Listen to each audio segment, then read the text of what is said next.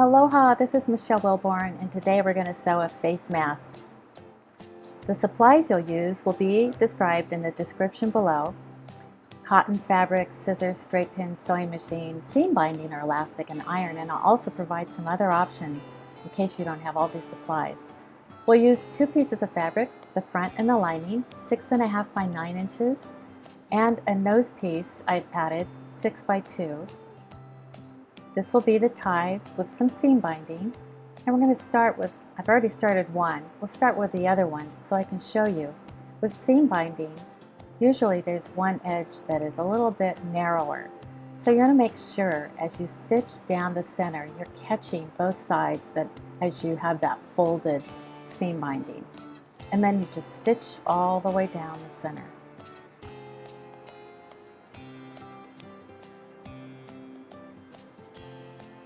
The cotton fabric is dense.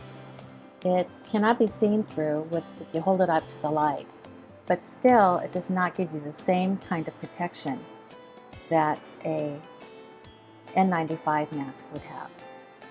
So I finished there, cut off the excess thread, and I'm going to fold the original one in half and cut it in half, and the one we just finished, we'll cut it in half as well. So we have 4 ties now, and we will pin each tie on an angle in the corner of that front facing face mask. This is the right side, and I tie a knot to keep those ties kind of out of the way. When we're done, I go to the nose piece, fold it in half lengthwise, and we're going to stitch a 1/4 inch seam allowance on both ends. Back stitching at the front and the back.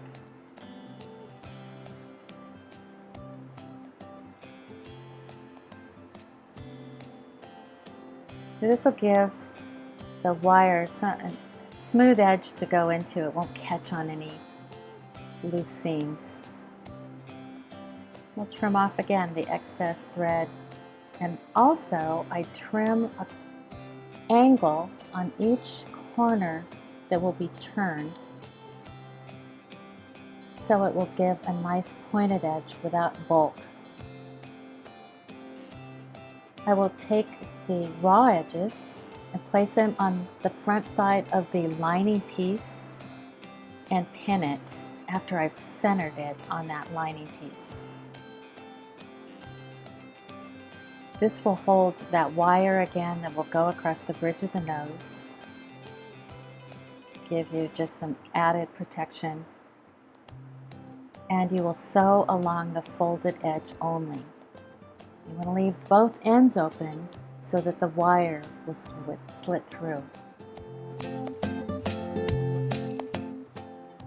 Again, I trim off those excess threads, and now we're going to put the right sides together, and I kind of look at the pattern. I want Mickey front and center when you're wearing your mask, and I'll put the nose piece at the top and start pinning around the whole mask.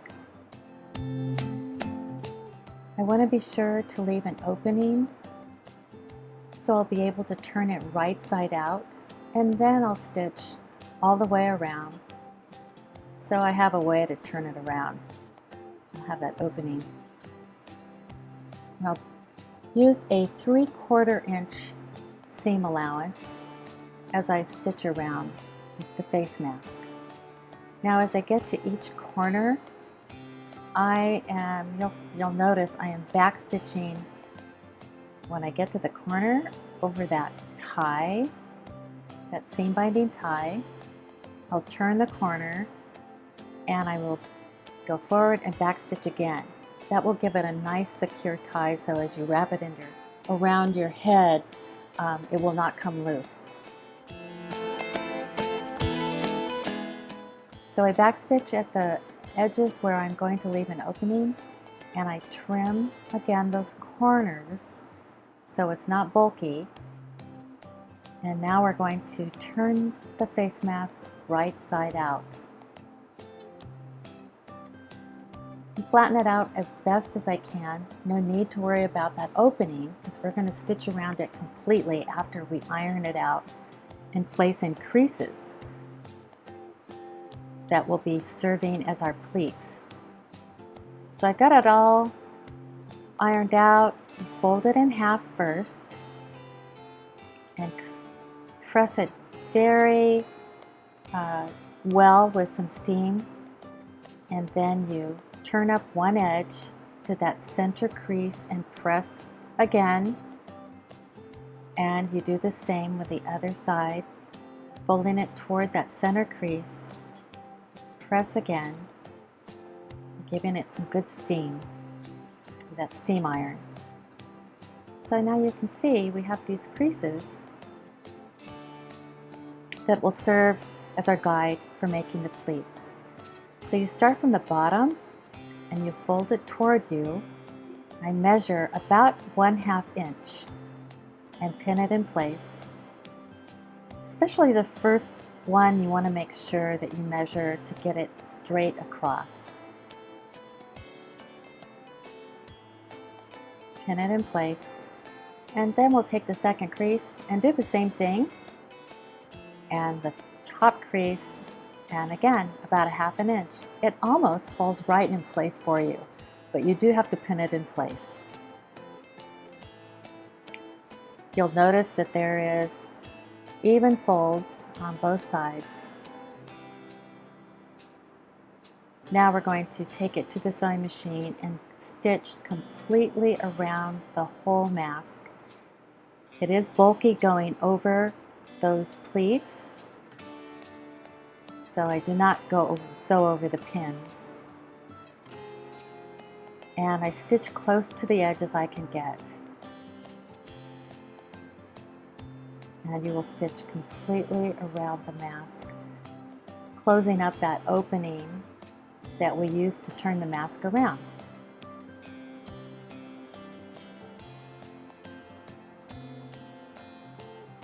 Now I will stitch around it one more time, this time being careful that I do not stitch over that nose bridge that will hold the wire. So I start about 1 inch from the side and use a 1/4 inch seam allowance from that original stitching. And this will just give it some more security, holding everything in place. And there we have it, we're done. Mickey front and center. Thank you for joining me.